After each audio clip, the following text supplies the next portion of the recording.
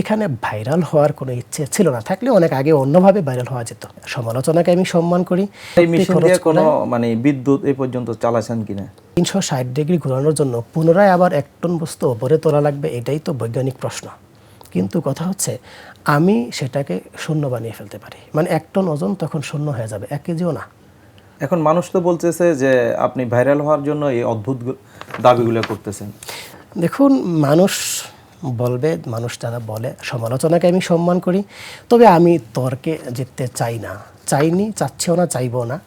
আমি যেটা চেয়েছিলাম, সরকারকে যে প্রস্তাব দিয়েছিলাম, এখনও দিচ্ছি, সরকার একদল পদার্থবিজ্ঞানী এবং প্রকৌশলীর সমন্বয়ে একটা টিম বানাক, আর তারা আমার ল্যাবে গিয়ে স্বচক্ষে তা দেখুক, প্রয়োজনে ল্যাব টেস্ট করুক, সব ধরনের পরীক্ষা নিরীক্ষা করার পর যদি তা সফল প্রমাণিত হয়, তাহলে সরকার যাতে আমার পেটেন্ট করে দেওয়ার দায়িত্ব নেয়। তো এখানে ভাইরাল হওয়ার কোনো ইচ্ছে ছিল না, থাকলে অনেক আগে অন্যভাবে ভাইরাল হওয়া যেত। আপনার এই মেশিন দিয়ে কোনো বিদ্যুৎ এই পর্যন্ত চালাছেন কিনা, চলছে কিনা?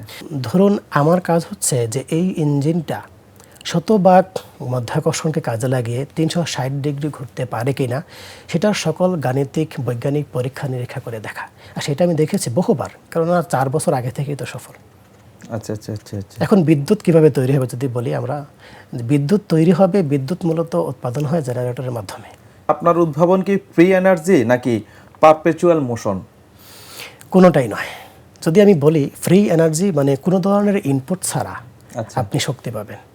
আচ্ছা আচ্ছা। কিন্তু আমার মাধ্যাকর্ষণ ইঞ্জিনে আমি ইনপুট হিসেবে মাধ্যাকর্ষণকে ব্যবহার করছি, এটা হচ্ছে ফ্রি এনার্জি। আর পারপেচুয়াল মোশন মানে একবার চালু করার পর এটা ঘুরতে থাকবে, কখনো থামবে না।